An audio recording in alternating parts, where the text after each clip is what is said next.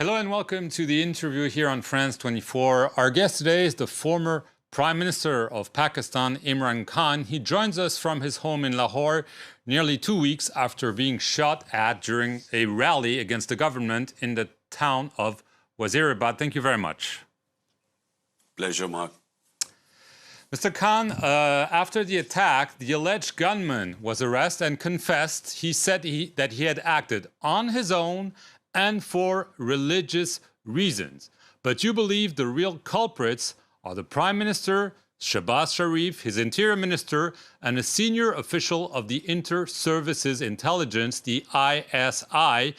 Nearly 2 weeks later, is this what you still vividly believe? Marc, look, 3.5 years I was the Prime Minister. The intelligence agencies worked under me. So I know how they operate. I know exactly what happened. I predicted this almost 6 weeks ago when they first accused me. A video film was made accusing me of blasphemy. And then it was picked up by these government spokesperson, by the government-controlled television. And 6 weeks ago, I said that this was all planned to assassinate me through a religious fanatic. And the two, Prime Minister and the Interior Minister, who I named, we know their past for 30 years. Both have been involved in extrajudicial killing. Both were involved in what is called the Model Town Massacre, where they had 12 protesters shot dead and about 60 injured. So we know the past. So therefore, I know that whenever there is an independent investigation, I know the people behind this attack were these three guys, and this decoy was this supposedly religious fanatic who actually isn't a religious person because people know his background. The journalists went and exposed his background. So this was all a setup. So you've talked about a probe. The Prime Minister, who condemned the attack, has formally requested the Chief Justice to form a judicial commission to probe the attack. This is exactly what you want, and I believe you trust the Chief Justice will indeed go wherever he needs to go to find the truth. That's true. I have asked the Chief Justice to have an independent probe under him. We know there were two gunmen because the decoy was this one gunman who admitted that it was for religious reasons he had shot me. But we know that there was another gunman sitting in the front. I know that an independent probe is going to prove what I'm saying is right, that this was a planned assassination attempt, and who gained the most from it was this government. Because the parties, my party, since I have been ousted from power, it has grown. It has won 75% of the by-elections. So they're petrified that if there are elections, we will win. That's why they want it to be eliminated. Right, but you say an independent probe would prove what you're saying. But the question is, do you believe the Chief Justice will be able to conduct such a probe? Or are you saying, I don't believe, because of what you're saying regarding the government, the military, the intelligence, that might not have an interest for such an independent probe? You see, the investigating agencies are under these three people who I've named. The Interior Minister, Prime Minister, and this intelligence agency officer.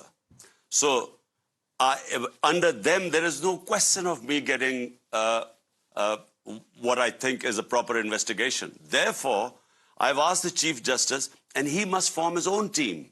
And he should pick his own team from various departments, intelligence agencies, and it should work under the Chief Justice. That's the only way there is a hope of me getting justice. Mr. Khan, a few weeks before the assassination attempt against you, the chief of the ISI, in a very unusual move, spoke to reporters. He made several attacks against your behavior as Prime Minister. Now, given what happened, do you think that this was a way to threaten you, and that this means there might be further attempts on your life? Well, firstly, Mark, the press conference which the head of the ISI did was very unadvisable. No ISI head should do a press conference, because if I replied to it point by point, I think the institution of the army would be damaged, and that's not what I would like to do, because we do need a strong defense force here. But I think the press conference was also in response to this our best investigative journalist who was portraying my point of view. He had been threatened with death. He left the country and actually was assassinated in Kenya. And there was a big public backlash, and people pointed fingers at the establishment. And I felt that the press conference was more to placate the public opinion. Right. But again, now we're nearly 2 weeks after. I imagine you've beefed up your security. Do you feel under threat of assassination? Do you think that they will try again to do what they failed to achieve? Well, unfortunately, Mark, I do think that they could try again, because, the threat remains. Those people who wanted me eliminated, the reason why they want me to be eliminated is my party is by far the most popular party in Pakistan. We have won 75% of the by-elections, despite the government party, the ruling party, all the parties put together, backed by the establishment. Despite that, we have swept the by-elections, and the popularity has gone up. Basically because people do not want these criminals who are ruling Pakistan right now. 61% of the cabinet has corruption cases against them. So that's why I have massive public support. And I think they think that the only way to get me out of the way is actually eliminate me. So I think that there is a threat still. Well, this begs the question. You said you called on your supporters to resume the march towards the capital, Islamabad, and you said that you would rejoin it, health permitting. This begs the question. Are you ready really to do so, given the dangers you just described? Well, Mark, the thing is, I am a firm believer in my faith, which says the time, death is in the Almighty's hands. We take precautions. I will take more precautions than before.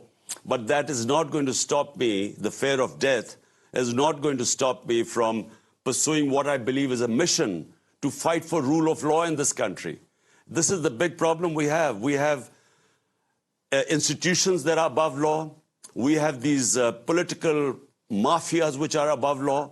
And that's the reason why the country can't prosper. So this is 26 years ago I started my movement for justice and rule of law. And, the threat of being killed is not going to stop me from resuming this mission. You want immediate elections. The government says no. The polls are planned for October 2023.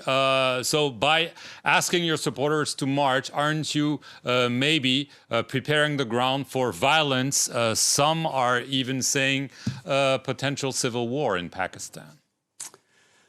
Look, Mark, I have been in politics for 26 years. Always I have remained within the Constitution. The Constitution gives me my right for peaceful protest. Our protests have always been peaceful.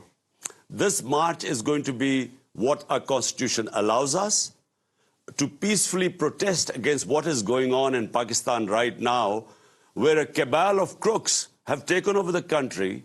I repeat, 61% of them are on bail from corruption cases. And the worst is that our economy has tanked. The risk of default in Pakistan when I left was 5%. Today it is 75%. So the country is facing a looming economic crisis. All we want is to get out of this thing. These crises are free and fair elections. But the point is, personally, it doesn't matter to us whether the elections are right now in a year's time. We will win anyway. because no party has ever had this mass support which we have right now. But the point is the country cannot afford to go on as it is, and hence the peaceful protest for free and fair elections. Last question, Mr. Khan. After you were removed as Prime Minister through a parliamentary vote of no confidence in April, you accused the United States of colluding with Pakistan's elite to topple you. But recently you said, well, no, I didn't really mean that, and this is behind me. Is this because you had no evidence for what you say, or even as some of your foes are saying, that you invented what they describe as a conspiracy theory? Well, Mark, number one, there's a cipher, a conversation, a secret cipher, a conversation between our ambassador in Washington and the U.S. Under-Secretary of State Donald Lu. Now, according to that cipher, Donald Lu is telling our ambassador that unless you remove Imran Khan as the Prime Minister, there will be consequences for Pakistan, and remove him in a vote of no confidence. The next day, the vote of no confidence is tabled, and suddenly the government, which, by the way, was performing economically, we were performing best in 17 years. We had the best 6% economic growth rate. From there, our government was toppled. Now, what I actually said was that is behind me. I should not, just because my government was toppled by the US, I should not let that get in the way for what is in the interest of people of Pakistan. An interest of people of Pakistan is to have good relationship with all countries, but especially the US, which is a superpower. So that's exactly what I said. I never backtracked on this because the cipher exists. It was put in front of the cabinet. It was put in front of the National Security Council. It is now with the Chief Justice, where we wanted him to hold an independent inquiry. So there was no question of backtracking on that. Just it was a question of moving on. I understand. Just as a last question, health-wise, when are you hoping to walk again? Well, Mark, I have 3 bullets taken out from my right leg. And the one that is bothering me is that one that has cracked my shin bone.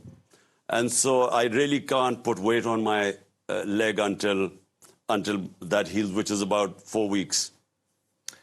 Imran Khan, I want to thank you very much for appearing here on the France 24 interview from Lahore in Pakistan. Thank you very much for watching it.